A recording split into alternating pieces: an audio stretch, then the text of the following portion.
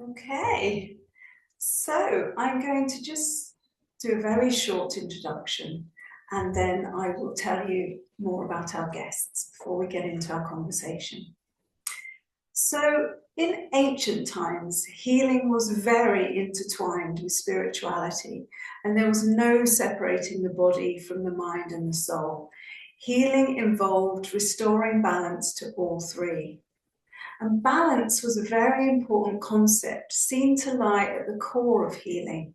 For example, in one of the oldest systems of medicine, Ayurveda, health was and still is defined as an equilibrium of three fundamental energies, or doshas, vata, pitta, and kapha. In traditional Chinese medicine, again, health was and is seen to be present when opposing yet complementary forces in the body, yin and yang, are in balance. In times past, restoring balance with the support of natural aids such as food and plant remedies, movement and rest, communing with nature and the cosmos, were seen as essential. But from what can be gleaned today, all ancient systems of healing were based on the idea that ultimately healing is initiated due to a flow of life force. This force was and still is called prana by the Indians, chi by the Chinese, ki by the Japanese. It was called heka by the ancient Egyptians and pneuma by the ancient Greeks, etc., etc.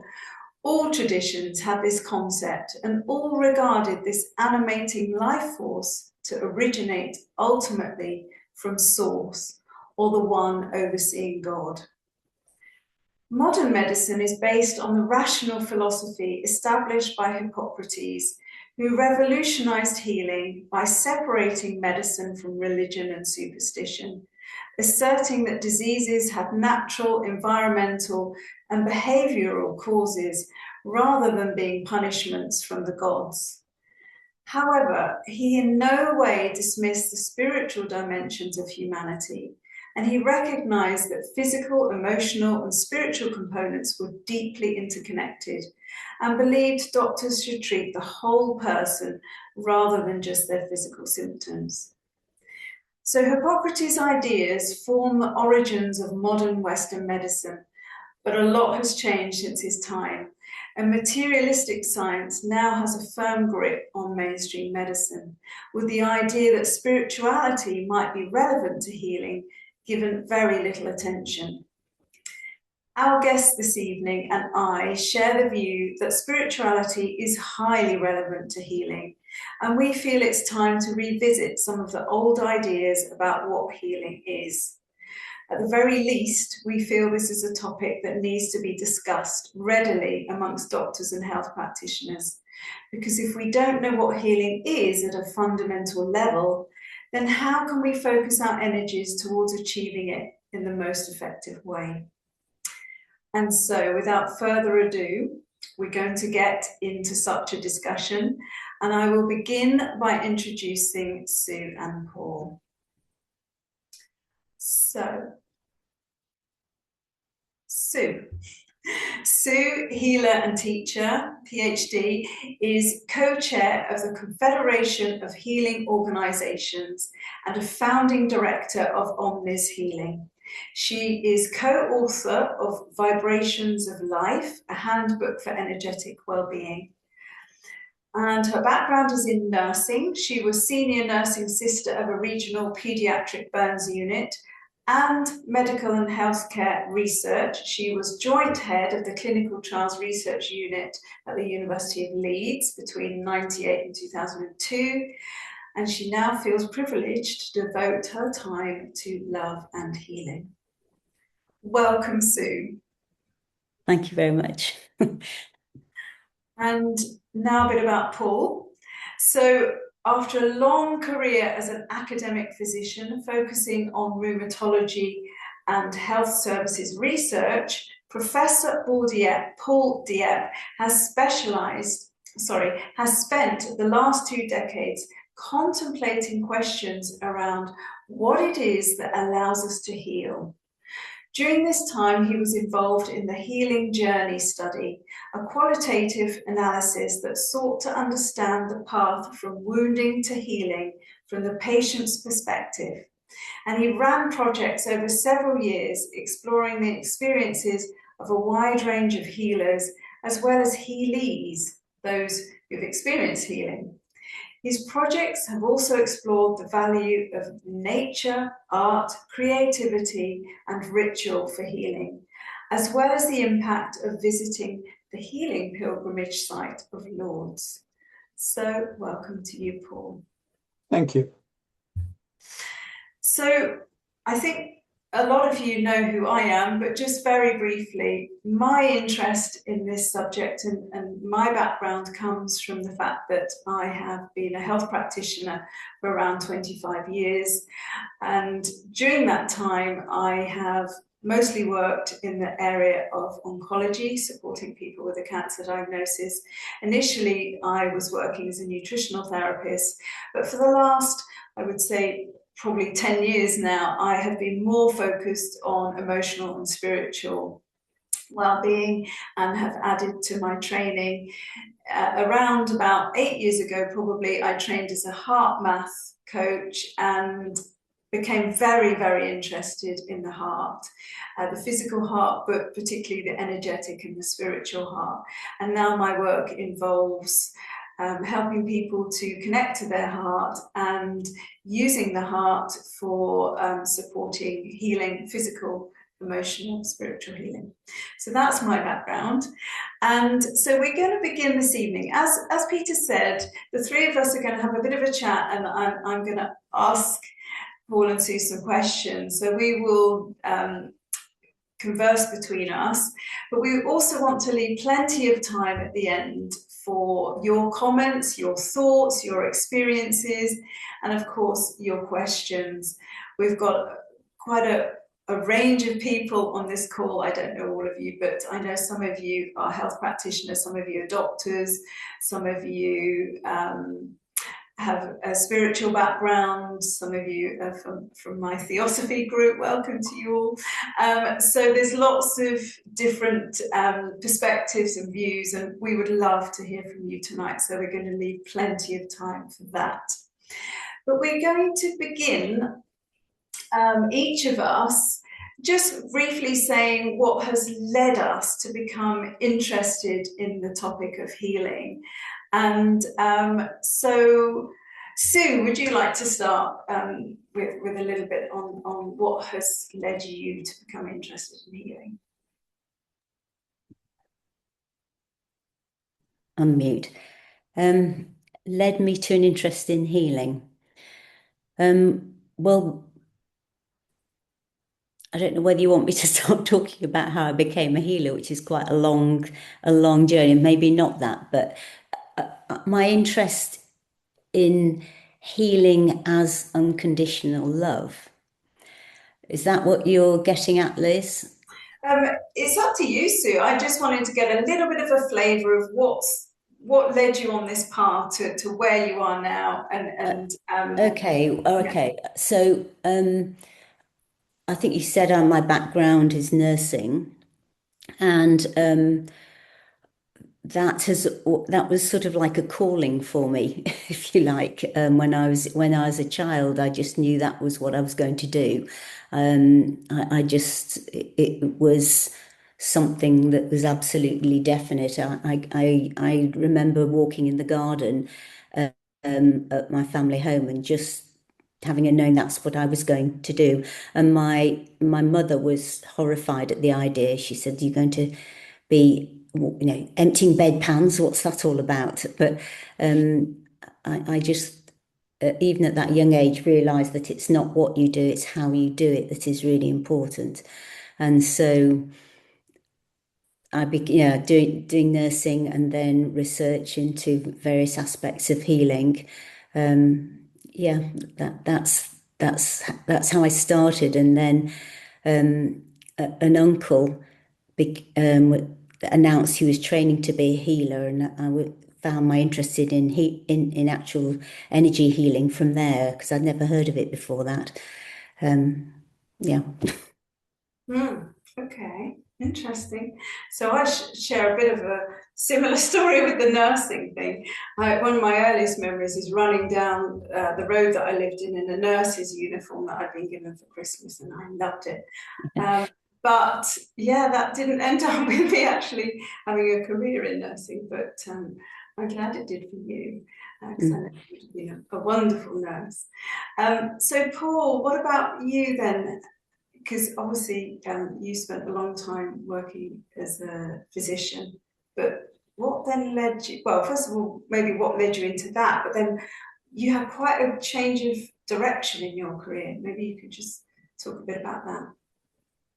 Yes, it's interesting this sort of starting from childhood. So I knew as a child I wanted to be a doctor, but I didn't know why. But then I thought it was going to be about caring for people. And I thought it was going to be about caring and alleviating suffering. And I sort of found it was about treating the body as a machine and becoming a body mechanic rather than a caring person. But it's very seductive, and of course, it's very successful. And modern medicine can do wonderful things. So I got completely enculturated, as they say, into scientific medicine, believed anything else was nonsense. And my early reasons for going into medicine faded away.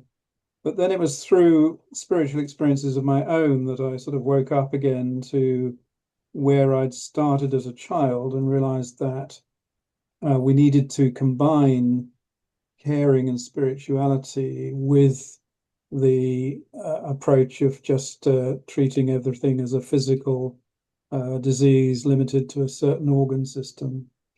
And then I decided I'd explore that. Very difficult thing to do because getting funding and being allowed to work on things like healing from within the medical profession is extremely difficult. But I was very fortunate in getting some sponsorship, and the University of Exeter took me on in the knowledge that that's what I wanted to do. So I have a lot of people to thank for being able to do it. Great, thank you. So just very briefly on my story. So apart from wanting to be a nurse when I was very young, I did grow up still thinking that I wanted to, in some way, work in medicine or healing. And it ended up me going into nutrition. And fell really by accident into working with people with cancer. I mean, there are no accidents. I think it was all meant to be. And funnily enough, I'd had quite a strong fear of cancer since a young child. So it was interesting that I ended up working with that group of people. And I loved working with people with cancer because I'd always been very interested in the big questions since a child, and interested in life after death, and really those quite serious contemplations. And those who have a cancer diagnosis are sometimes asking the big questions themselves, depending on what the situation is. And so it was nice to meet people and work with them when they were questioning in that way. And very often I found our conversations started going down into moving away from food and talking about consciousness and spirituality. So eventually I decided that that's actually where I wanted to focus my work. But the reason that I'm very interested in this question of what is healing is observing my clients over the years and seeing how some people do incredibly well with mainstream treatment, some people don't. Some people do very well on certain diets, some people do really well on the opposite type of diet. And it really made me think about, what is it actually when you get right down to it, that's allowing some people to do really well and other people not. And so I did start to really question what I was seeing and what seemed to make the difference for people who were recovering. And recovering is not necessarily about healing, which we're going to get into later, but these are some of the things that made me start to question, what is healing all about? So yeah, that's a little bit about my background. And I think now maybe we should really go for it and each of us answer the question, what does it mean to heal? Because yeah, we're talking about this word healing, and we've maybe got perhaps slightly different ideas of what healing is, and maybe some of you in the audience have got certain ideas that would differ from others. So what does it mean to heal? Paul, do you want to kick us off on that one? It's not an easy question, is it really? So I think the essential thing about healing is in the word, in that it means wholeness. So I think healing is about getting back to wholeness in the simplest way of looking at it. And that's completely different from the medical model, which is about curing a disease and getting rid of a pathology in the body, but all too often just limited to one pathology, one part of the body, one organ, and not the whole person. So I think the essential difference between the modern medical approach and the healing approach is about whole person, body, mind, spirit, soul, and not just body or mind.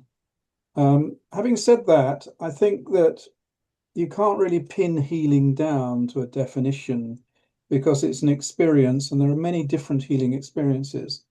So people I've talked to who've had healing experiences, there's huge variation. Sometimes there's a very quick change. Sometimes it's very slow.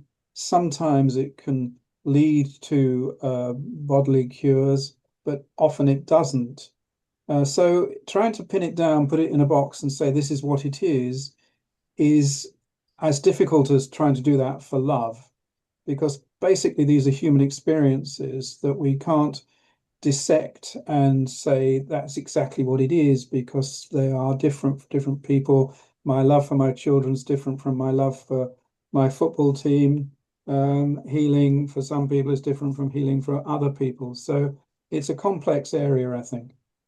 I think you're right. For you, Sue, because healing is a broad term, but you obviously think about it in the broad term, but you also, your work is as an energy healer. And so healing in that context might be slightly different. So for you, what does healing mean? I think, I mean, I agree with what Paul said, that it is a making whole. It comes from the old Norse word to make whole. And it's good to think back as to what is illness. And an illness isn't a thing. It's more of a journey towards illness, and also along that path, perhaps towards understanding and learning. And so healing is maybe a journey back towards wholeness. And it's not, as Paul said, something that's quickly done. It's a journey, I feel, both towards illness and back towards healing. I certainly, I do like the phrase that it is to make whole, because I've certainly heard on a number of occasions people say, when I've said, and how are you? People have said, I'm broken. And I don't know whether you've ever heard that, but I've heard that quite a few times, that I just feel broken. And it's that, and I think what healing is a gathering together of them, putting them together, and sort of with the glue of unconditional love, helping them to be whole again. Yeah, and it's lovely that you're both talking about wholeness, because that's always where I begin when I think about what healing is, and the etymology of the word is to become whole.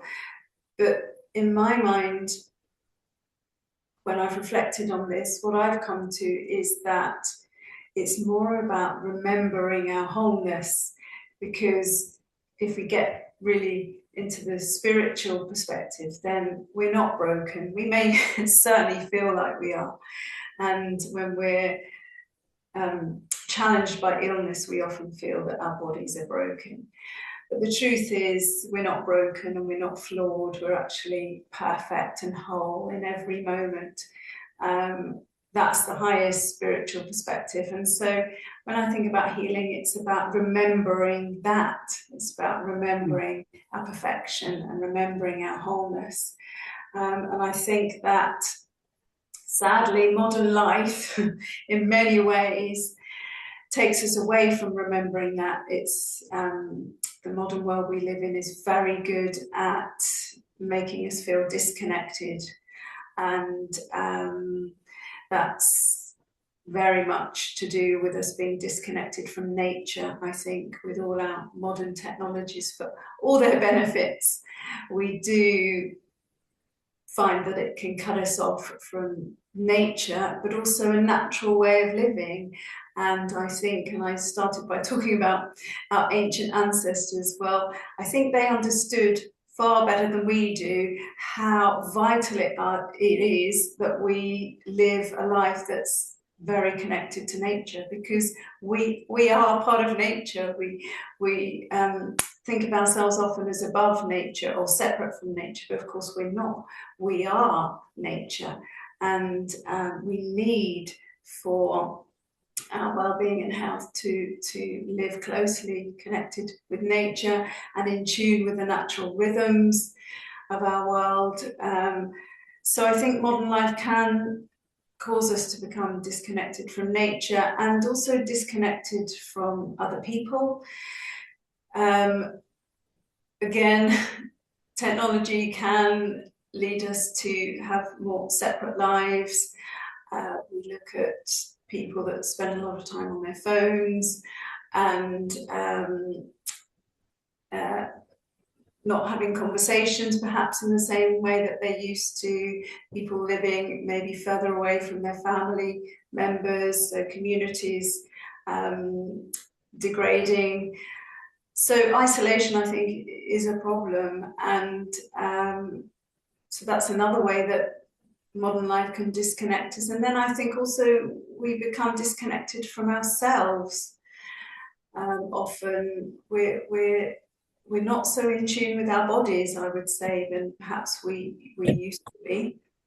We've become more reliant on quick fixes and drugs to sort out our headaches and aches and pains, and we're not so good, I think, at listening to the signs, the signals, the symptoms, and the communication that our body gives us all the time. So yeah, I think healing is about coming back into living closely with nature and reconnecting to ourselves, to others, to nature, and then I think we can remember that wholeness that I talked about. Paul, just before we go on to another question, something I wanted to ask you was, from your perspective, what do you see the difference is between cure and heal, curing and healing? As a doctor, how would you say that's different? Yes.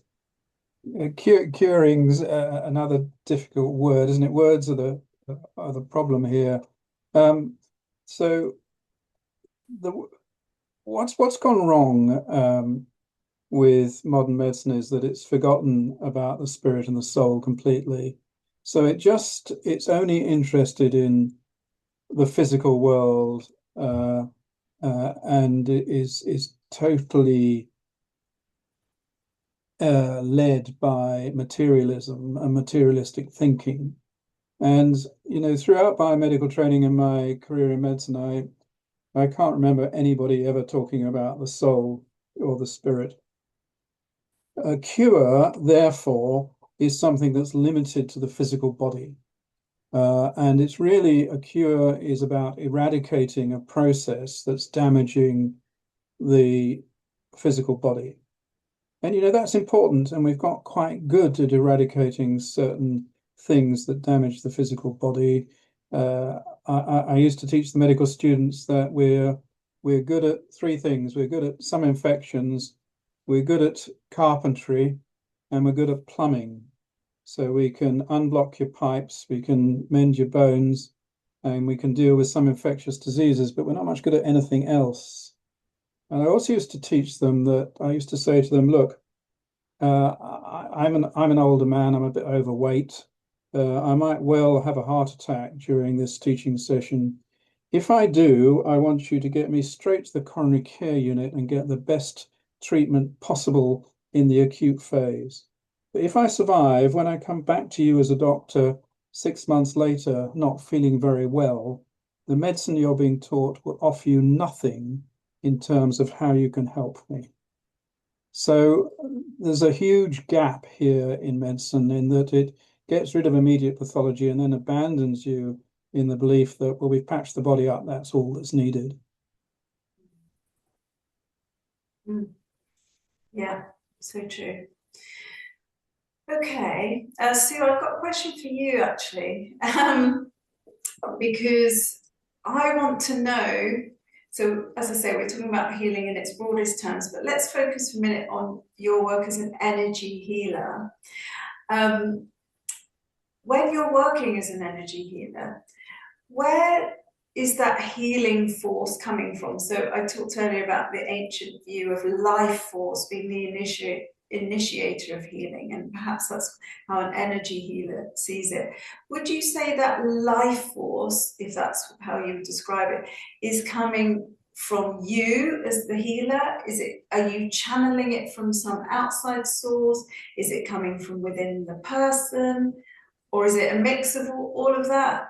I'm interested what you would say on that. Okay. Well, to start off, we need to understand that who we really are is not our physical body or our mind. It's who we really are spiritual beings. And we have a body and a mind. And so we are, if you think about, okay, so if we are that, that is the most important aspect. Where are we from? Where is this spirit from? And healers tend to think that it is that we are of source, and there are many names for that. And the source is unconditional love. So who we really are at our fundamental aspect are beings of unconditional love. So what a healer would do is attune to that source of unconditional love in the healing, and ask that, or intend that the recipient, the person receiving healing, or the animal, the situation, is lifted up to source. That's what we do at Omnes Healing. There are other modes of healing, and I was taught this way ages ago, where the healer attunes to source and then channels the healing. At Omnes, we don't do that, because in so doing, you're having the channel, which by nature of being human is of a lower vibration than source. And so what we tend to do is lift the client up to source and just allow that direct linkage. Okay. Okay. So and in so doing, in so doing, okay, I'll carry on. It is that high vibrational energy of source raises the energetic vibration of the person and helps them become better, become, well, not healed, not necessarily healed, but become hopefully improved health. Because and we talk about this, when we're ill, we talk about being low, being down, and we're naturally just describing our energetic vibration. And when people are well, we say, oh, they're on top form, they're radiant. and you can almost see that, and you can see when someone's radiant and they are of a high vibration. So by lifting the client up to source, what we're doing is allowing that wonderful source energy of unconditional love to fill the client and then raise their energetic vibration and really bring them back, as you said, Liz, to how they were originally as a pure soul. So interesting. Sorry.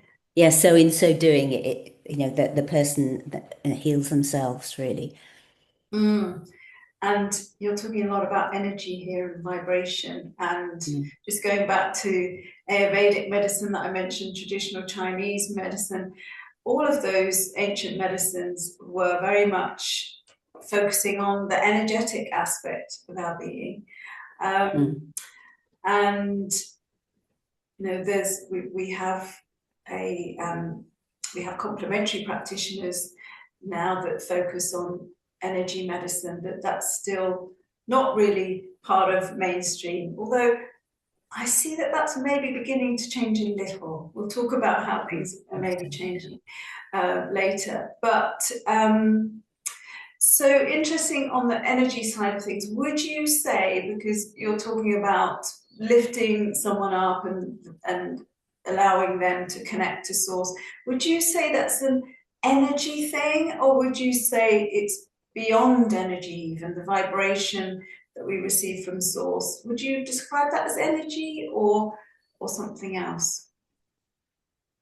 Well, I think it is energy, because we are energetic beings living in an energetic world, and at the subatomic level, everything is energy, according to the new physics. So yes, you can talk in those terms. If you're talking in spiritual terms, and I think it depends who you speak to, many people are comfortable with the terms energy. But if you're talking about a healing and a lack and a spiritual void, which often people come to us with, and they'll sort of say, I feel I've got a hole in me, I feel I'm not there. Then we talk more to them in terms of unconditional love, and I have decided I'm going to own that, not as in I used to skirt around it, and now I think actually name it for what it is. It is unconditional love, which is energy of the highest vibration. And I've spoken to all sorts of people, and very often thinking, I don't know whether they're going to accept this term, but actually I've just thought, no, just say it. And even people we worked with, we did a project in York with ex-offenders, and they actually were quite comfortable with the word unconditional love, because many of them recognized that was something they absolutely lacked, and they thought, oh, okay, bring it on, kind of thing, see what happens. And in fact, one of the best compliments I've had about healing was when an ex-offender said, "Oh, blimey, that's like smoking 10 joints at once." So, that was their healing experience. So Yeah, interesting. Because I think, and maybe I'm just splitting hairs a bit here, but I always think of when we're talking about spirit as beyond energy, even maybe the most refined form of energy that you can have. I guess I'm talking about consciousness, which I don't know if I would call that an energy. But it's all these terms are difficult to pin down, as Paul has said. But Paul, I'm interested to hear what you think about energy, and whether that's come into your work at all, or the research that you've done on investigating healing. Were people talking about this as a form of energy? What's your thoughts on that? A lot of people I've spoken to talk of energy. I think we're using terms to deal with concepts that we can't really understand. And the terminology is therefore inadequate, I think, for what our experience is. So, I mean, I go along with the unconditional love concept because I mentioned that I went into this partly because of my own spiritual experiences, but also looking at spiritual experiences that are well recorded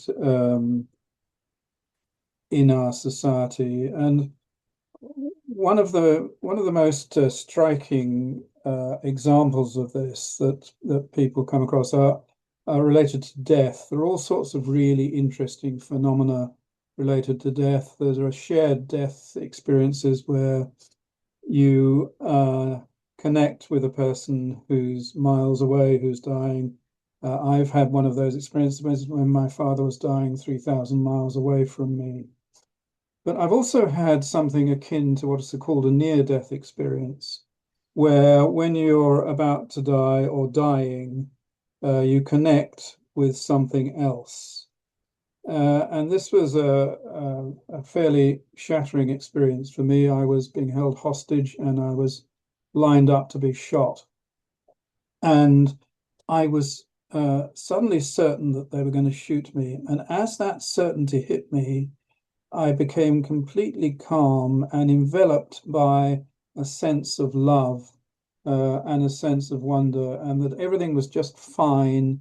And because there is this loving universe that I was a part of. And so experiences like that are uncommon, but they're not rare. They're very well recorded. They change people. It changed me, and that's why I've been doing what I do. So what I agree entirely with what Sue was saying. I think that the whole issue here is that we don't actually understand who we are, how this world works, or what's going on. But it's clearly not just the physical world we see in front of us and that we've believed in almost exclusively in physics and chemistry and so on for the last few hundred years. The ancients, as you said, Liz, knew much better. And we're beginning to come back to that with the help of quantum physics and string theory and so on, which tell us we've no earthly understanding of what's going on, but it's much more complicated than we'd thought. And so I think, yes, unconditional love is a way of talking about what's going on out there and what allows us to make connections and to change ourselves and help others to change. Yes, very well said. And that experience that you had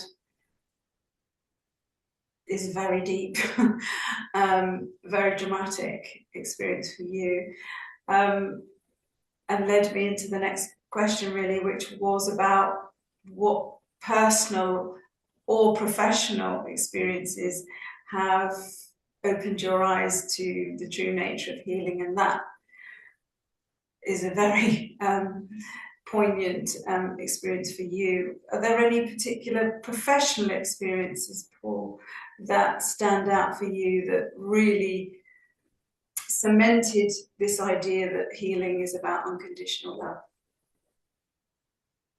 Yes, yes.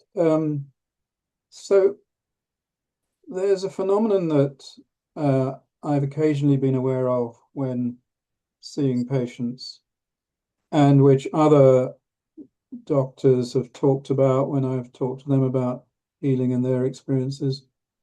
And that is something that's, I think, quite uncommon within a clinical setting, partly because clinical settings are so functional and so devoid of anything other than the dominant paradigm of materialism. But they do occur sometimes. And it's when you suddenly connect with another person in an extraordinarily deep and meaningful way. Often no words are involved. It's just a moment when you and the other person are almost as one. And that's a transformational moment that I've experienced very rarely in my clinical career, but I have been fortunate enough to have it occur once or twice, and I think they change both people involved. So in addition to the concept of unconditional love, I think another concept that I'm throwing into the field is the idea of making a connection at a deep level of connection between people, or between you and another living thing. It doesn't have to be another person, I don't think. Yeah, absolutely. And I did speak about connection a bit earlier, and I think that if only we could connect on a deeper level with ourselves, with others, and with spirit, then that would really support our healing.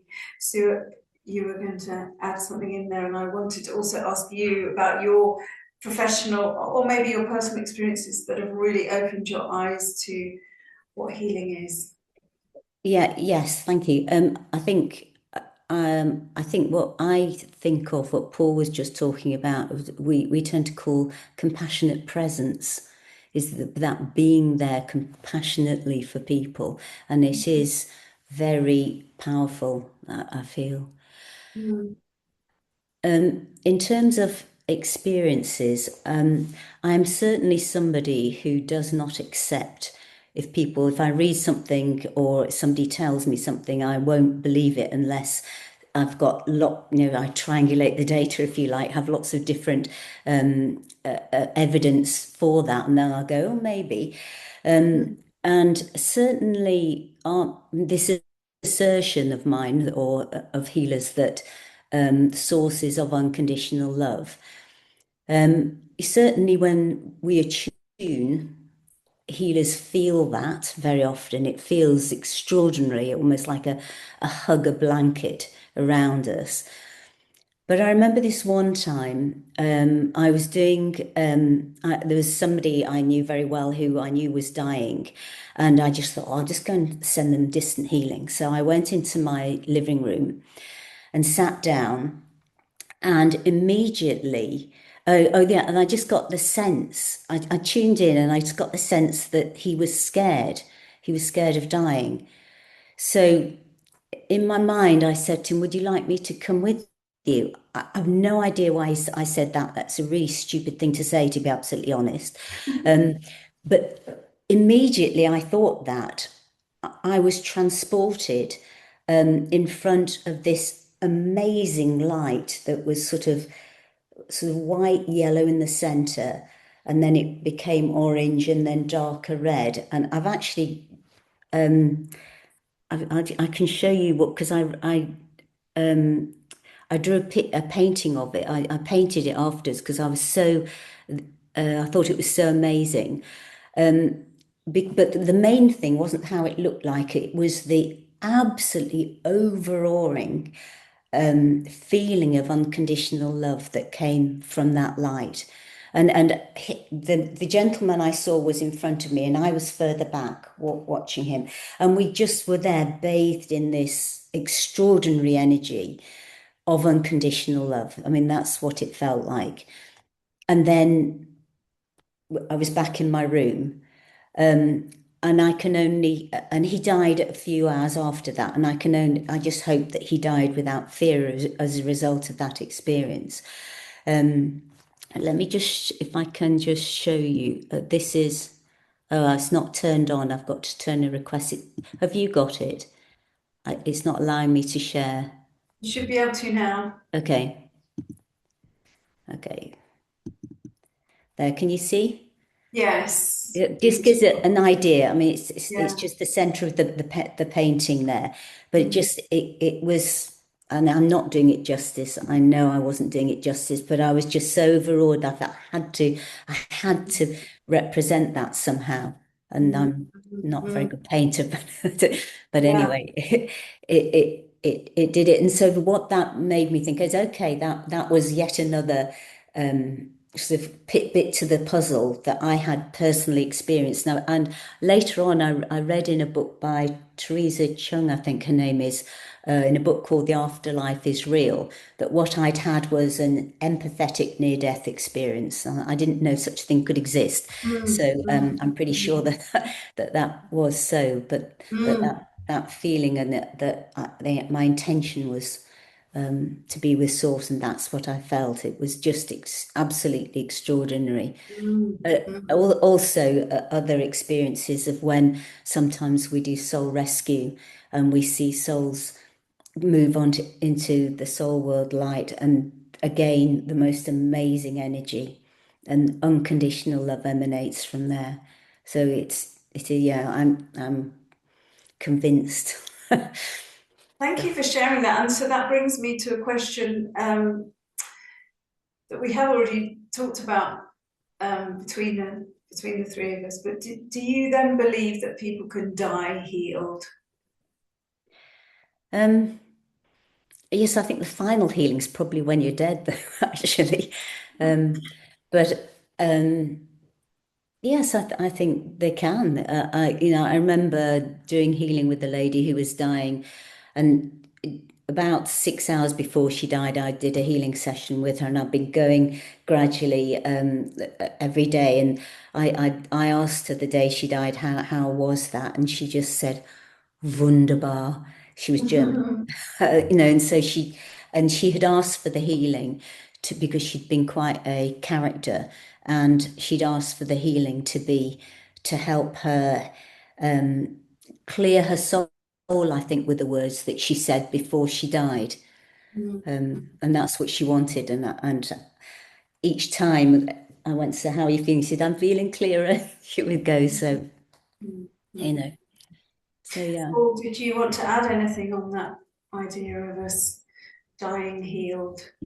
So when I started talking to colleagues who would accept the invitation to talk about healing, medical colleagues, I was quite surprised that a number of them talked about the concept of dying healed, which was new to me at the time. That was at the start of my research journey in this field. And I definitely think there is such a phenomenon, and it's what I would call a healed state, which I think is a little easier to define than healing.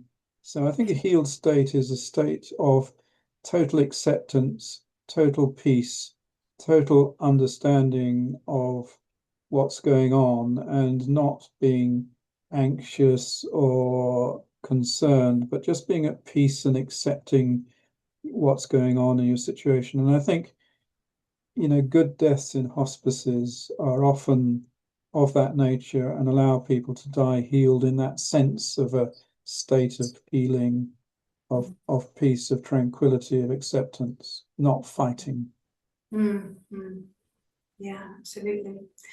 So it's coming up to 8 o'clock, but there's a question that is really important that I would like us to address. And I expect a lot of people would want us to touch on this, which is how can one best support their own healing process or their own healing journey? Paul, do you want to start with that? No, not really. Well, I suppose I think it's related to what I was just saying, that stop fighting, stop trying to be something you're not, stop trying to fight against nature and the reality of the world that you're in. So I think it's about, we talk so much in medicine, particularly in the cancer area and things like that, about battles, the battle to beat cancer, the battle to get over this. I think that's deeply unhelpful, because I think what we need is a state of tranquility, acceptance, and understanding. And I think that will very often allow our bodies to make good damage that's been done. So I don't know that that's a very good answer, but it's the best I can do for the moment. I mean, if I just follow on from that, I totally agree with that. And I like the word surrender, which is not the same as giving up hope or giving in. It's about letting go and allowing, if you have a faith in God, you call it God or source or universal love or unconditional love, to take over. Because I believe that while we are in a place of resistance to what is, then we're creating stress in the body, and that isn't a healed state. And we never know really with our small minds, our lower minds, what's best for us in every moment. We might think we know, and we might have certain desires, but the truth is, it's the larger part of us that understands all of that, if you want to call it your soul, your higher self. And so sometimes there are things going on that we don't understand. And I think if we can come to a place of letting go and surrendering to that, I've certainly found in my life that when I do that, then that's a good thing for my body. If I'm looking at healing or dealing with anything on a physical level, then I find that surrendering and letting go will often change the situation for the better. And I have seen that with clients as well, whether they have been at the point of dying or whether they have been recovering their health, that surrender and letting go and trusting in a higher intelligence, a higher consciousness, always has a positive impact, no matter what their situation is. So that's certainly something that I feel people can do. And that isn't to say that you don't also take action. It's not just about sitting back, saying, okay, I surrender, there's nothing for me to do. I think we ultimately surrender to a higher source, but in doing that, we often feel inspired to take positive action, whether that's changing the way we eat or being in nature more or any of those positive things. Yes, it is about taking inspired action, but it's also about acceptance and ultimately trusting that there's a plan in place that we don't always understand, and surrendering to that. Sue, what about you in terms of how can someone best activate their own healing process? What would you say? I think it's giving space to nurture our spiritual self. And whether that be through deliberately connecting with source and feeling that unconditional loving energy, whether it's through meditation, visualizations, whether formalized prayer, chanting, being out in nature, because we are biophilic organisms, and that is, I think, actually a very important part of our nurturing is being with nature. But I think it's giving us the time, having a discipline, so that every day that we do that, and you feel more full when you've done that. You feel less empty, more full. And I think then that contentment and acceptance comes through that, actually. And it is a discipline, isn't it? Because it's so easy to put other things ahead of having that quiet space and that connecting with our inner world. We feel like I try to do the first thing I do every day is spend 20 minutes, half an hour.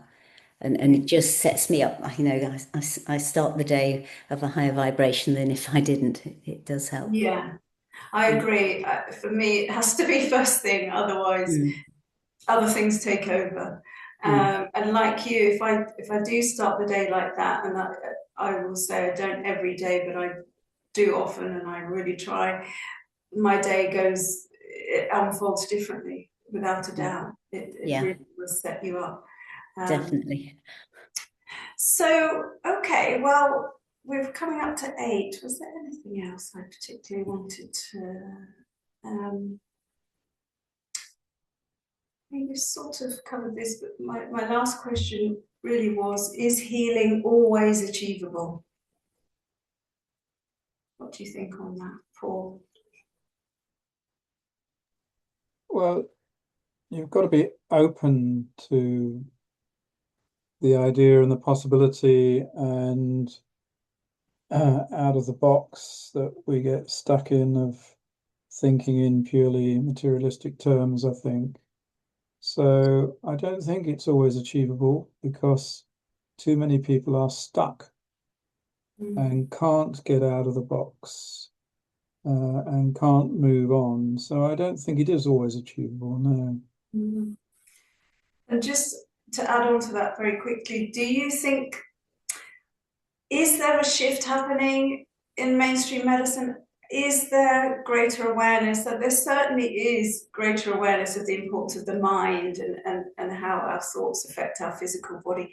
Do you think there's a gradual shift towards being more open to our spiritual aspects in medicine? Well, yes and no, but mainly no, I fear. I mean, I think at the ground roots level of people working in various fields, including things like chronic disease and cancer and palliative care, there is a real understanding and a groundswell of movement towards the sort of things we're talking about. But at the higher level of the control of medicine and how it works in society, in Western societies today, I think quite the opposite's happening, because there's been a complete takeover of medicine by money, really, by drug companies and device companies.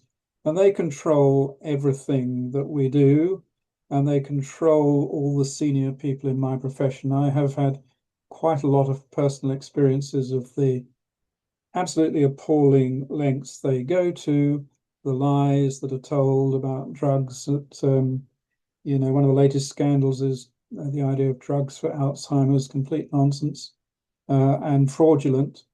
And while that control through money and politics and people at the top going along with that, while that's happening at the top, I think it's very difficult to see real movement. So I'm a bit pessimistic about it. I think what we have to do, I think it's up to all of us to try and help a bottom-up movement, not a top-down movement. So that would be us speaking to our doctors about how important.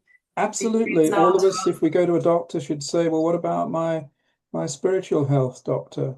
And some of them will look at you as if you're completely mad. But that's a start. Yeah. Yeah, absolutely. Thank you. Sue, so do you think healing's always achievable? No, I don't think so. I think very few people finish their life completely healed, but I think that's okay, because maybe we've come this particular life to experience different things, to experience, maybe through that teach others or and learn. And it's probably only when we actually go to our spiritual home that we are fully healed. And I think that's okay. Yeah, I agree. I would say I think the potential for healing is always there. Yeah. But whether it will happen in this lifetime, we don't know. Okay, so I want to bring in our audience now, and I know we've had a few questions, so I'm just going to have a look at those. I'm just going to change my glasses so I can read those a bit better. So thank you for everyone who's got questions here. Right, let's look. Okay, this is a question from Arthur. Are you there?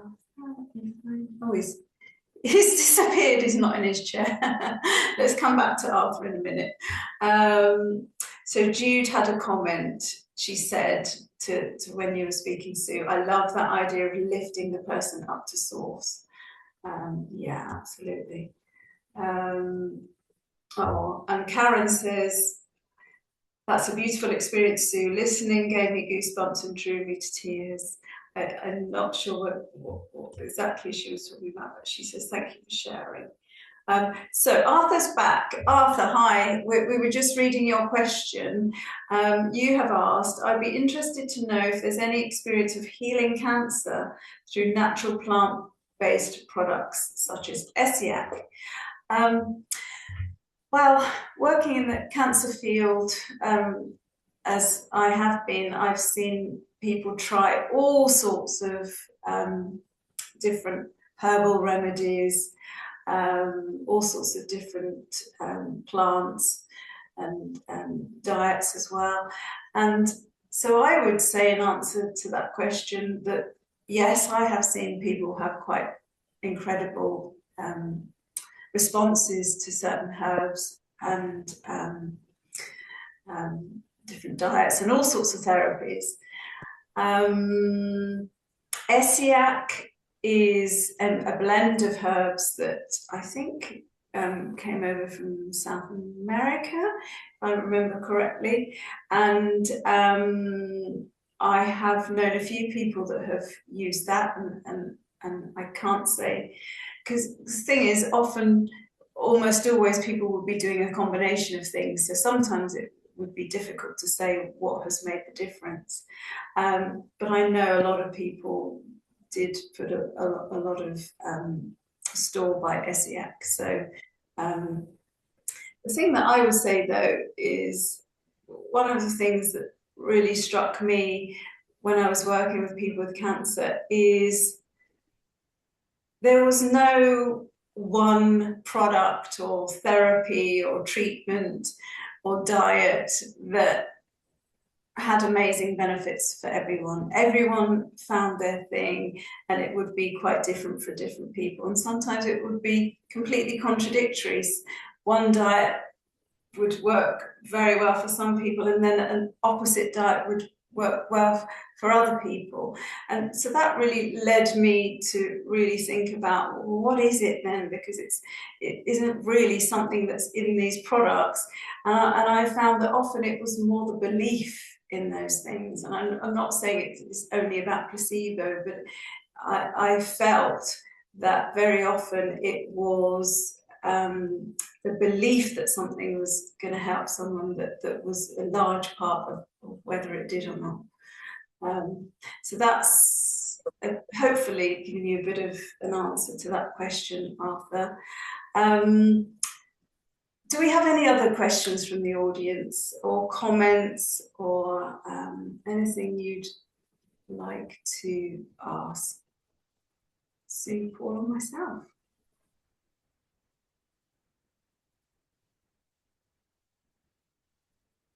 No? There must be some of you that want to ask.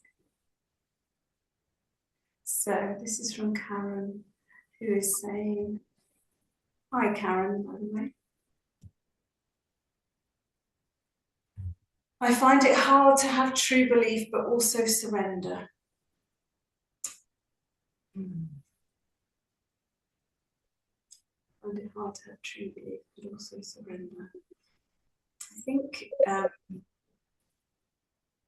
when we have true belief, then we're able to surrender.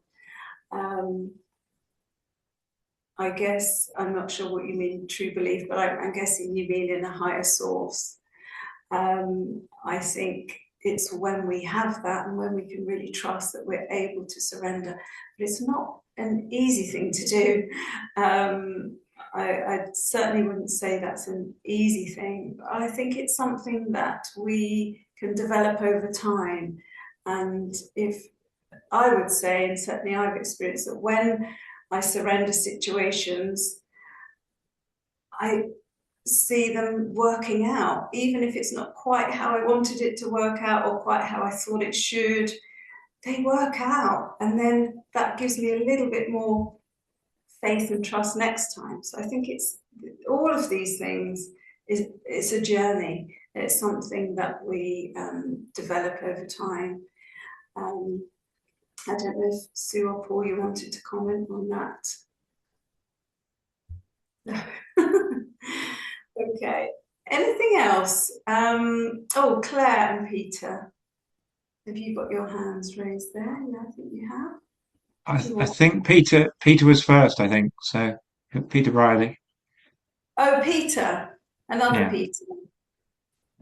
Oh, hi. Hi, Thanks. Peter. Hi, Liz. Hello. Thank you. It's a very inspiring event this evening. I've really enjoyed it. Thank you. Yeah, my question was that, it seems as a society, there's this kind of morbid fear of death, or a non-acceptance of death.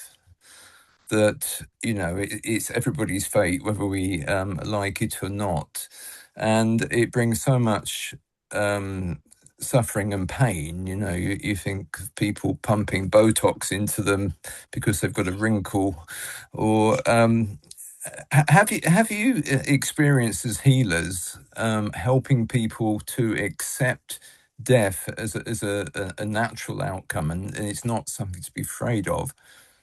That was just my question. Yeah. That's a great question. Sue, do you want to respond to that? Yes, thank you. That is a good question, Peter. It's something that we, as healers, we commonly come across people who have a diagnosis and they're worried that they're going to die as a result of it. I've found that repeating experiences of such that I've outlined today can be helpful. Explaining or saying to them that there's a way of thinking that is that our true self is not physical, that it's actually spiritual, and that when we die, we just go home, and that our family, we tend to, that there's certainly quite a lot of work and books that describe how when people do die, that they're greeted by their soul group, who are often people but they've been with before in this life, so that they're not going to leave people, they're going to see them again, describing to them that having done soul rescue and how you've seen how they are lovingly greeted in the soul world, at the entrance to the soul world, and how beautiful it is. In fact, it's a great honor doing that. And that sort of thing, advising the odd book to read that sort of talks about this, often written by extremely well thought of authors, so that it's not just you saying that. Often with multiple conversations, I've found that people go through acceptance very often, not always, but very often.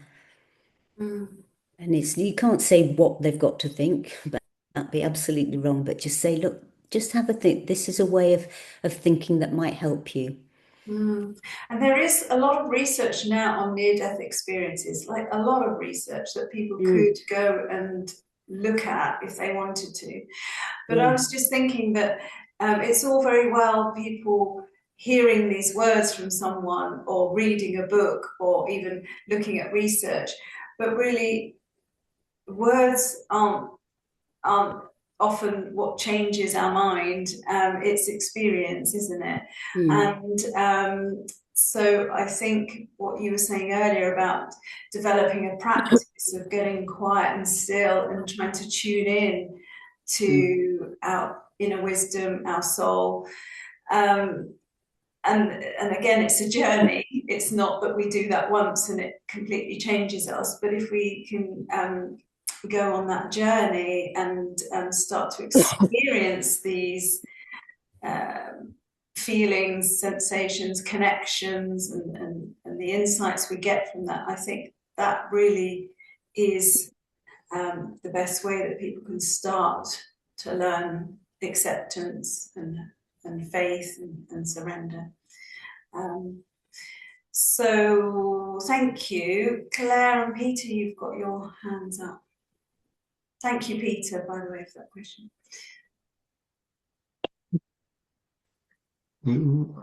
Hi, Leslie. Yeah, we've just noticed there's some interesting comments towards the bottom of the chat. If you can have a quick look from Ian, yes, I was having and a look some at other those. comments as well coming in And about. I'll just It's quite answer a long one. Sophia very quickly Mm. before I don't want to go past her question. Yes, there will be a recording, and everyone that's here tonight, you will get sent that. So sorry. Yes, Peter, you were saying we've got some comments there So from Ian Young's comments about it's worth reading probably because it's quite a long one. Okay, right. Unless he wants to explain it, maybe he wants to come on. Ian, did you want to speak, or would you rather just let me read this out? I'm trying to find where you are. Hello. Hello, Ian. Did you want to? That's quite a long comment you put there. But what was the main thing that you were wanting to share? If there were people here who were tempted to be surfing the podcast sphere, so the non-casual listeners for 3-hour podcasts, let's say, with the cutting-edge neuroscientists, psychologists, philosophers, who are all in deep Socratic dialogue on things, the consensus is that we're going through a biological golden era, whether it's the use of AI or other things we're going through, but the way we're understanding the human brain, how it works, how that's connected to health, we've alluded a gigantic amount to how the human body, for example, cancer was referenced a few times tonight, with how there's overwhelming evidence that almost the human body does transformative things when done in a beautiful way. But these neuroscientists all started off as very secular, extraordinarily atheistic sort of people. And they were all extremely gifted in their classes. They were extremely devout in learning and becoming these PhD researchers. And doing all these practices, exploring Vipassana versus Hatha Yoga versus Raja Yoga versus Tai Chi versus all this other stuff, we're finding that the overwhelming scientific evidence is that we're getting huge amounts of extremely adamant and people that are not easy to persuade to think differently are becoming extraordinarily spiritual. It's changing their entire lifestyle, how they look at life. The open-mindedness, the collaboration, the passion these people are talking on. They've opened up, this concept of awakening is not just an in vogue thing or a hope or a dream. So we're going through wild, wild things. So whether you wanted to go back to the past, Vedics, Taoism, Buddhism, Egyptian, and knock yourself out crazy, we are at a point in history where we can take everything we've ever known or can think of and then scan it in the human body and find things and find where gigantic amounts of truth seem to happen, where there's like a spiritual blueprint that, as we said, there's a ageless wisdom that's coming to a nexus right now.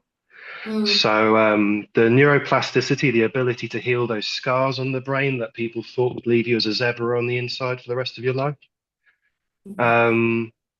demonstratively wild things. So I happen to chuck in a few names just for fun. So if anyone thought of Andrew Huberman as just a neuroscientist, type in what he's talking about with spirituality. He's all on board. If you look at John Vervaeke and how he talks and poeticizes between Greek philosophy and Chinese Taoism, he is well on board to the whole world changing, and it just goes on. It's just a rabbit. It's a kaleidoscope at the moment.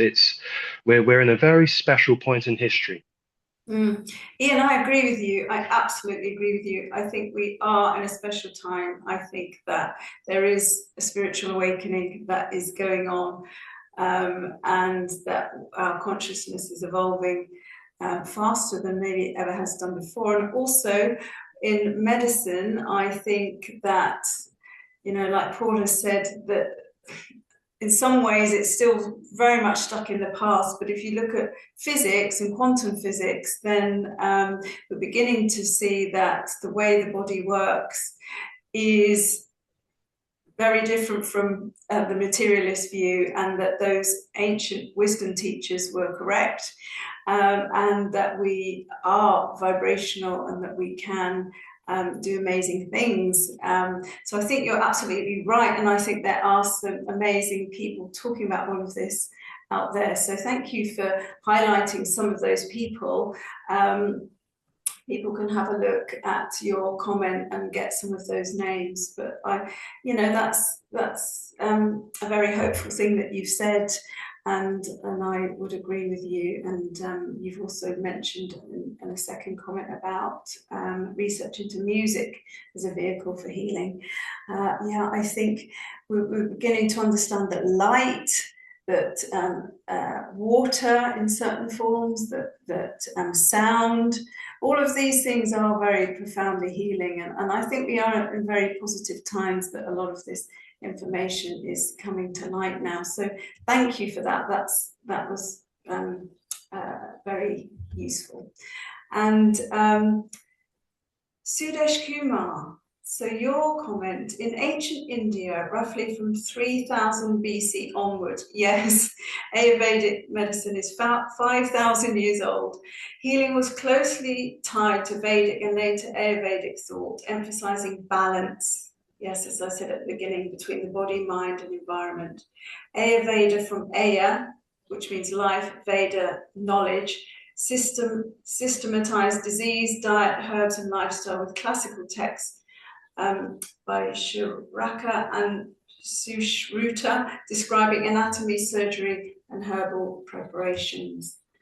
The Indian government recognizes Ayurveda, yoga, naturopathy, Unani, Siddha, and homeopathy alongside conventional medicine with dedicated departments and institutions. Wow, thank you so much for that comment. And all I would say to that is that those ancient forms of medicine have so much wisdom within them, and it's just amazing to think 5,000 years ago they understood about the energy body in ways that we're only now beginning to rediscover. And the same with traditional Chinese medicine, medicine practice in ancient Egypt. It's all quite amazing. And how lovely that in India, the government is still supporting those things. It's a shame it's not the same here. So thank you very much for that comment. And let's just see, we're getting close to the end, but I'm just seeing if there's any others. Yes, so recordings are available. I'll be sending them out to everyone who's registered for tonight's event.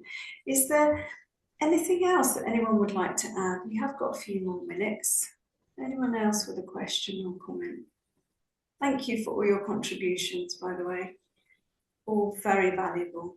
And I knew that we would have some interesting thoughts from our audience.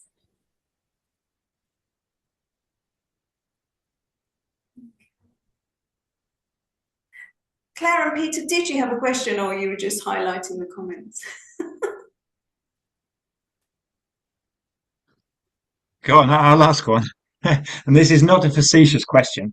So we're using the word unconditional love. So what is conditional love then? Who wants to answer that? Sue, do you want to say something? I was going to say Paul. Oh, Paul. Answer that. Sorry for this. What is No, it's a serious question because it is. It is. Love is love is love, isn't it?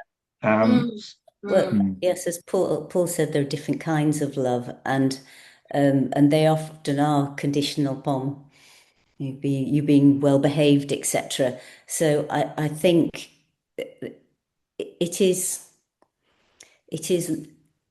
we had a long talk about this actually at one of our discussion groups at Omnos Healing, and came up with, I think, a total love, because the is a negative, and it implies a negative. So there's a possibility of, we came up with all sorts of things, and I can't for the life of me think of them, but maybe somebody from Omnes will be able to help me. But it's a totality is I think a word that might help. I don't know. Over to Paul.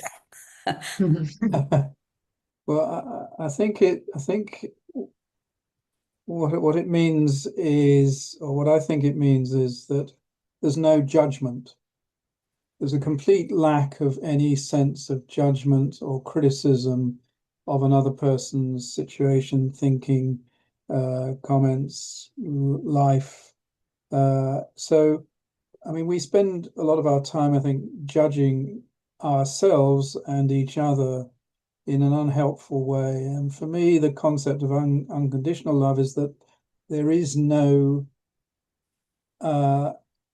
essence, there's absolutely no sense of any criticism or censoring of any thought or action of the other person. They are just there to, as another individual spirit, transiently in this world, and we love them just for what they are without any ifs or buts. I would say, though, that anything other than that isn't really true love. And I think what you're saying, Peter, is love is love is love.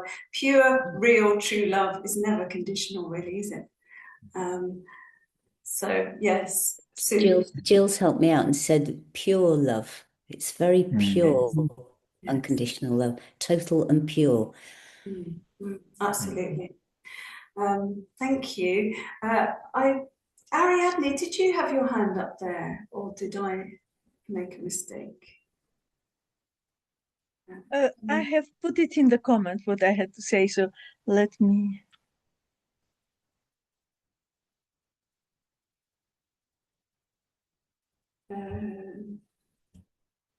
I can't see it in the comment. Oh, here. Conditional love is love for family, friends with similar interests. Love calculating an interest or love with requirements is conditional. Unconditional is the love for everyone, even enemies, without any requirements or limits. Yeah, absolutely.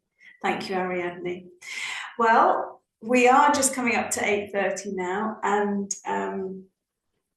I will bring this to a close, because it's good to finish on time and let you go off and enjoy your evening. So first of all, I want to say a big thank you to Paul and Sue for joining me tonight for this wonderful discussion. I think we could have gone on quite a lot longer, because it's huge. As one or all of us have said, you know, it's very difficult to pin down what healing is. We've given it a try. We could have gone on much longer, but I really appreciate your thoughts and your wisdom and sharing your experiences. It's been really lovely. So thank you to you both.